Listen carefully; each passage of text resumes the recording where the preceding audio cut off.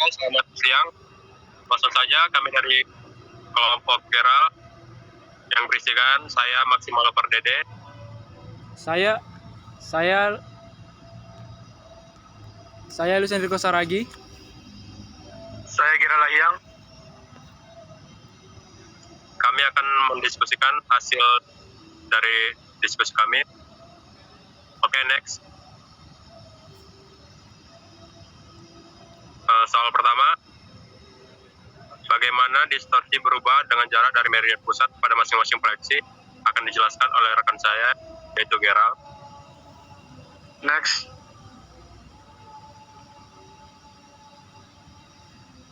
Jadi yang pertama pada proyeksi Mercator, pada proyeksi ini area atau objek yang dekat dengan meridian pusat memberikan representasi yang akurat dari luas area dan arah.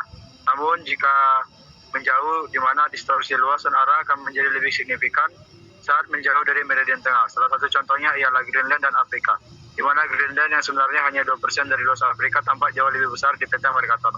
Next. Selanjutnya adalah proyeksi transfer Mercator, di mana menggunakan silinder yang diputar sehingga meridian pusat bersinggung dengan permukaan bumi, sehingga ideal untuk pemetaan wilayah yang memanjang utara selatan, terutama yang terletak di dekat dengan meridian pusat.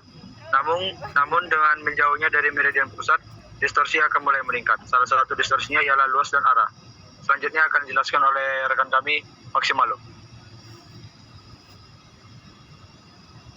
Next.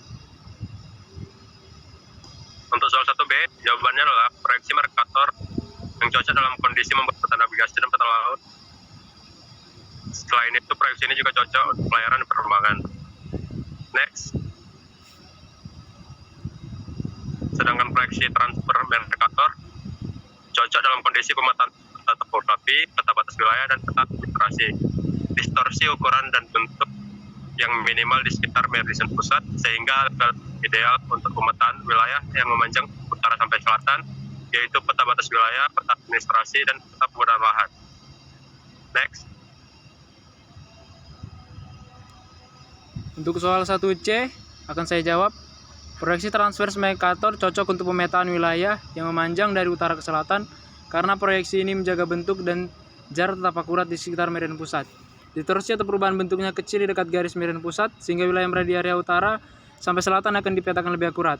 Proyeksi ini juga dipakai dalam sistem koordinat UTM yang membagi dunia menjadi beberapa zona sehingga distorsi di setiap zona dapat diminimalkan dan cocok untuk pemetaan skala besar dengan detail di area yang terbatas.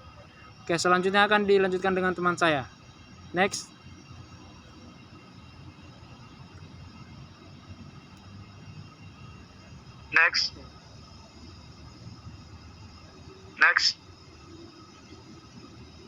Baik, untuk soal 2 yang hasil diskusi kami ialah TM 3 derajat lebih cocok untuk Indonesia karena membagi wilayah menjadi zona yang lebih kecil, yaitu 3 derajat bujur, sehingga distorsi pada peta lebih kecil dibanding UTM yang memakai zona 6 derajat.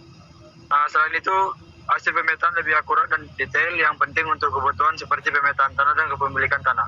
Next. Selanjutnya akan dijelaskan oleh rekan kami. Untuk soal 2B, keunggulannya yang pertama adalah cocok untuk pemetaan skala besar karena lebar zonanya yang lebih sempit. Yang kedua, meridian pusat di tengah zona karena setiap zona 3 derajat memiliki satu meridian pusat di tengah zona. Oke, next. Yang ketiga, sistem proyeksi lokal yang disesuaikan untuk Indonesia. Yang keempat, koordinat dalam meter. Sistem TM3 BPN menggunakan satuan meter. Yang kelima, lebar zonanya 3 derajat. Next. Tantangannya ada keterbatasan parkal lunak, keterbatasan penggunaan global. Next. Kebutuhan dan untuk transformasi koordinat serta distorsi keterbatasan zona. Next. Oke, soal 2C. Proyeksi TM 3 derajat membantu mengurangi distorsi dalam pemetaan tanah di Indonesia terutama untuk skala besar melalui beberapa cara berikut. Yang pertama, pembagian zona yang rinci. Proyeksi TM 3 derajat membagi zona UTM menjadi 2 zona dengan lebar 3 derajat masing-masing, sedangkan proyeksi UTM memiliki lebar zona 6 derajat. Next. Yang kedua, penggunaan sistem informasi geografis SIG. Proyeksi TM 3 derajat dapat dengan mudah digunakan bersamaan dengan teknologi SIG untuk memudahkan analisis spasial dan pengolahan data geospasial. Yang ketiga, meminimalkan distorsi luas dan jarak. Proyeksi TM3 derajat dirancang untuk meminimalkan distorsi yang terjadi pada pengukuran luas dan jarak, terutama di sekitar median pusat. Next.